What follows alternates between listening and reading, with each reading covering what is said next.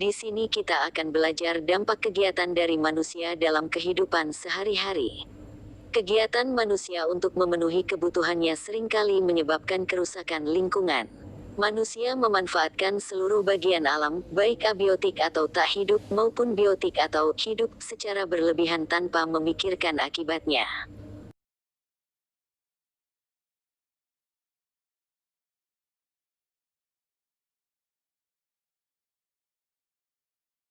Yang pertama, berikut contoh pencemaran lingkungan yang disebabkan manusia yang sering kita jumpai dalam kehidupan sehari-hari. Macam-macam dari pencemaran lingkungan itu. Yang pertama yaitu pencemaran air. Pencemaran air merupakan masuknya bahan pencemar atau polutan ke dalam lingkungan berair. Polutan tersebut dapat berasal dari limbah industri, limbah rumah tangga, limbah pertanian, limbah berupa minyak, dan limbah industri makanan serta minuman. Yang kedua yaitu pencemaran udara. Merupakan pengotoran udara akibat masuknya bahan atau zat asing, energi, dan komponen lainnya ke dalam udara. Pencemaran udara juga dapat diartikan sebagai adanya salah satu atau lebih komponen gas di udara dalam jumlah berlebihan. Biasanya terjadi di daerah perkotaan ataupun daerah industri.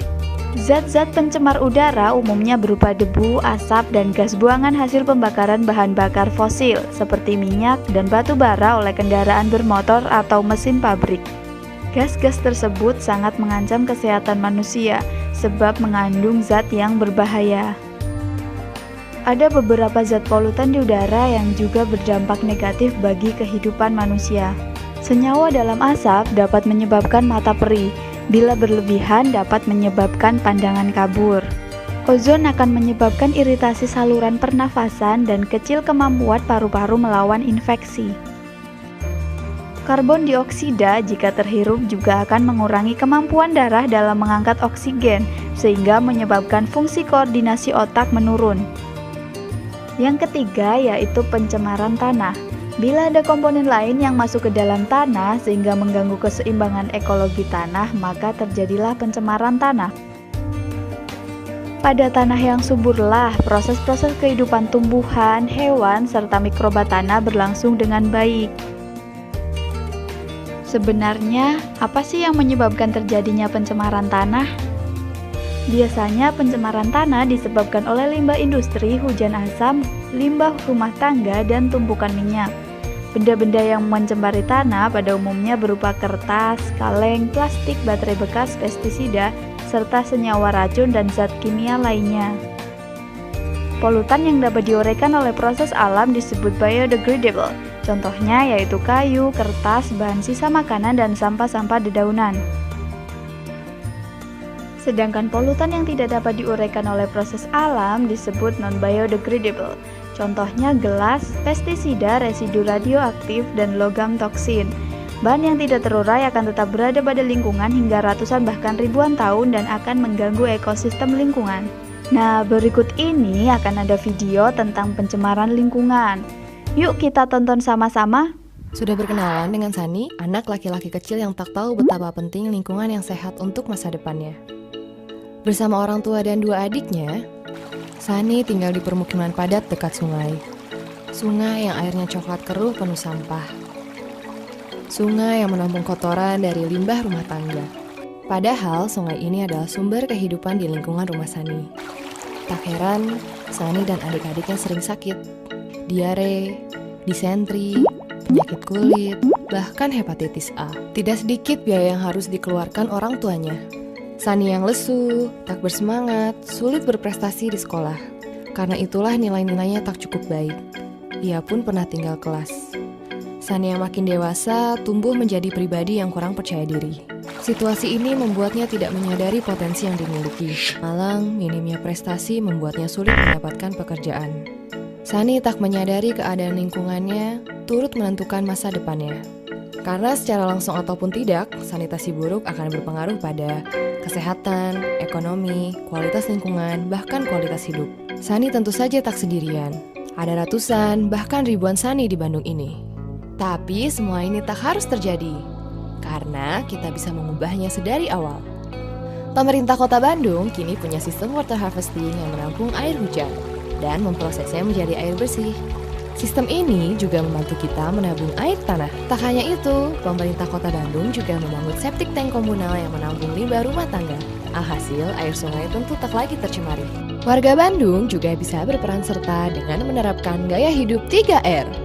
Reduce, reuse, dan recycle. Reduce yaitu mengurangi segala sesuatu yang mengakibatkan sampah. Reuse dengan menggunakan barang-barang yang bisa dipakai berulang kali. Dan recycle, mendaur ulang benda yang sudah tidak terpakai menjadi barang yang bermanfaat. Berkat water harvesting, septic tank komunal, dan gaya hidup 3R, kini Sani dan keluarganya tinggal di lingkungan yang bersih dan nyaman. Sani tumbuh menjadi anak yang ceria, sehat, dan bersemangat. Hidup di lingkungan dengan sanitasi bersih memberi banyak efek positif pada kehidupan Sani. Ia menjadi jarang sakit, yang membuat orang tuanya bisa lebih banyak menabung dan menjadi awal untuk kehidupan yang lebih baik. Lingkungan yang sehat adalah tempat yang tepat untuk mengembangkan diri. Karena pribadi yang produktif dan kreatif dimulai dari diri dan gaya hidup yang sehat. Bayangkan bila lingkungan bersih seperti ini dirasakan manfaatnya oleh jutaan anak. Berikut dampak perubahan lingkungan yang disebabkan oleh manusia terhadap keseimbangan ekosistem. 1. Penebangan dan pembakaran hutan. Membuat hutan menjadi gundul. Hal semacam ini mempengaruhi daur hidup tumbuhan dan hewan. 2. Penggunaan bahan-bahan kimia dan pestisida secara berlebihan dapat mencemari lingkungan. Proses fotosintesis tumbuhan air menjadi terganggu juga dapat membunuh hewan lain yang lebih menguntungkan. 3. Eksploitasi sumber daya laut dapat menyebabkan pencemaran apabila terjadi kebocoran, mengganggu ekosistem laut dan daur hidup hewan serta tumbuhan laut. 4. Perpindahan penduduk. Perpindahan penduduk mengakibatkan daerah yang didatangi menjadi sangat padat, memicu terbentuknya pemukiman kumuh yang memengaruhi kualitas kesehatan manusia dan menyebabkan pencemaran lingkungan.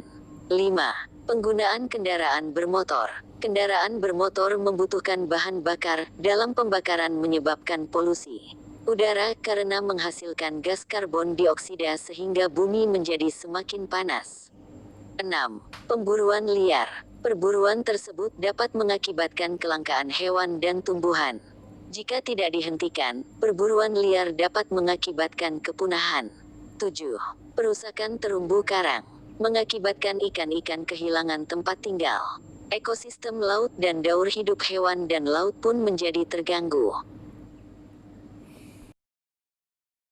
Salah satu sumber daya alam yang juga menjadi sumber energi yang banyak tersedia di sekitar kita adalah air. Air menjadi sumber daya alam yang memiliki banyak manfaat bagi kehidupan manusia untuk menunjang berbagai kegiatan sehari-hari. Apa kalian tahu Hari Air Sedunia? Hari Air Sedunia, World Water Day, diperingati setiap tanggal 22 Maret. Perhatikan gambar piramida kebutuhan manusia setiap hari terhadap air. Pertama untuk minum, memasak, kebersihan diri, mencuci pakaian, membersihkan rumah, juga menumbuhkan bahan makanan untuk rumah tangga serta sanitasi.